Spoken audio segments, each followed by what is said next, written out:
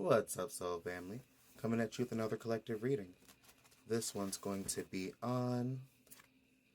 We have Cup with You Should Accept Valid Criticism. If you are interested in a one-on-one reading, it'll be $20 for your reading. It'll be 20 minutes and you can ask whatever questions you want. You can directly message me or you can do so at the link in the bio. You can ask however many questions you want within 20 minutes or I can simply pull and see what comes out. And if it doesn't resonate, then I'll simply refund you. But that being said, let's jump right in.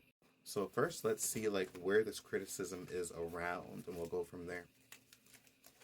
I guess we'll go into the criticism, and then I guess kind of elaborate on the advice for whatever that the area is.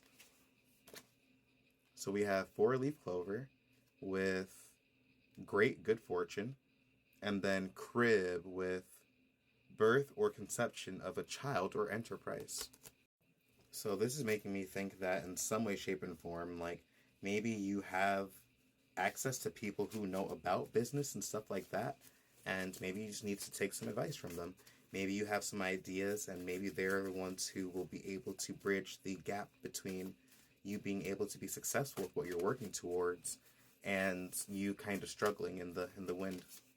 So the Queen of Swords is out first. So maybe there's the energy of needing to be very open and direct with whatever communication that you're receiving and being very logical about it. When I think about the Queen of Swords, I think about somebody who is very intelligent, very intuitive. So they're not going to, it's like when you think about wise people, they don't just shut out counsel or wisdom from all sources. They remain open to whatever knowledge could come in that could benefit them, especially if you want to rule with balance many times. And sometimes, you have to make a decision for yourself, but sometimes there is the energy of accepting that somebody might have knowledge that could benefit you in whatever situation that you're in. So if the World card, I think that you are close to, whatever this is, it's a great idea. You're going to birth something great and it's going to work out well, especially because it's and maybe it's quite literally just the energy of you're about to have a kid, you know what I mean? So maybe if you're about to have a kid, or if it is the energy of you about to start a business, then sometimes when it comes to raising children, we might sometimes feel threatened or frustrated or annoyed when other people try to give us advice for how we're going to take care of, our kids. But sometimes they could have genuine knowledge that could benefit you and make your life easier. That, or again, if it is the energy of a business, then it's pointing towards this being a really good creation that you're birthing into the physical realm. And it has the potential to be exactly what you're hoping for, if not better.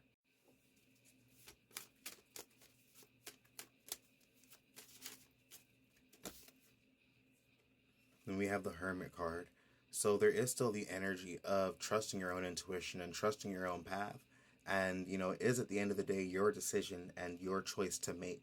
I know for a fact that there are times where maybe somebody has criticism and there are times where I'm able to employ it. But there are times where maybe I'm taking pieces of what they say, but then trusting my path above all else with how I'm going to maybe apply that information. So there are times where I can get, a tip or something, but maybe it's still being integrated in a way that's still unique to how I would, handle that situation.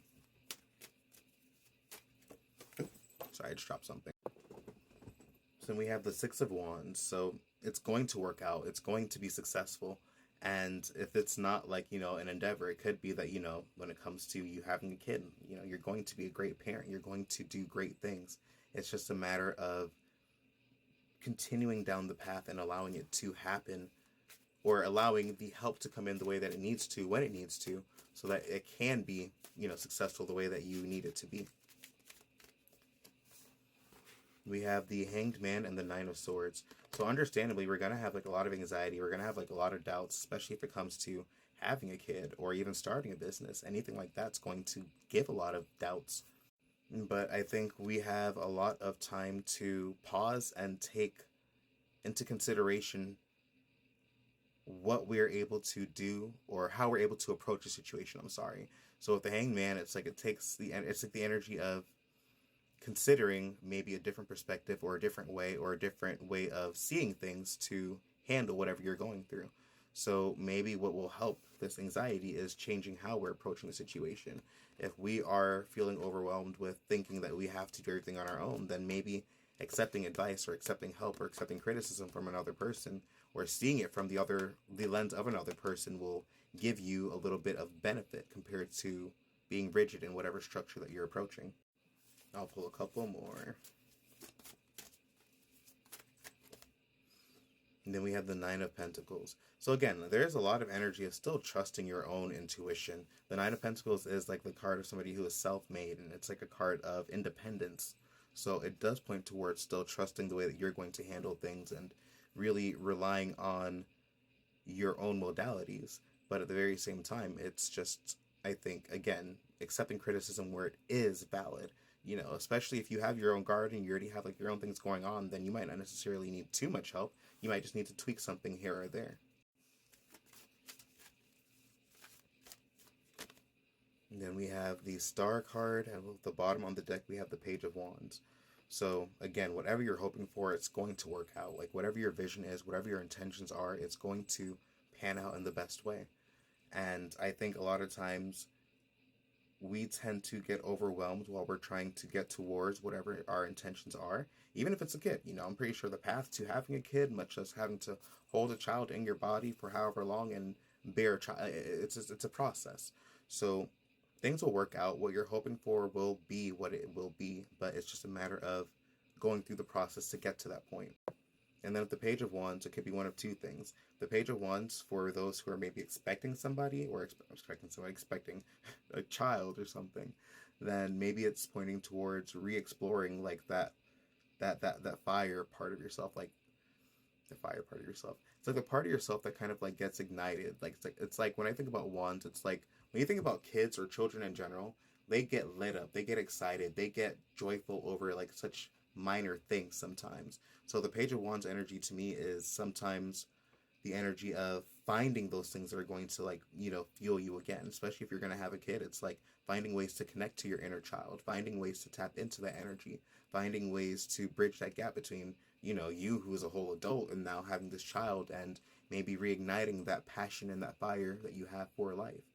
And if it's for somebody who is doing a business or something like that, then maybe it's about reigniting your passion for whatever your business is or for whatever your intentions are towards your business. Sometimes we just have to figure out a way to bring what we're passionate about, or find a way to integrate what we're passionate about into what our business endeavor is or what we are working on.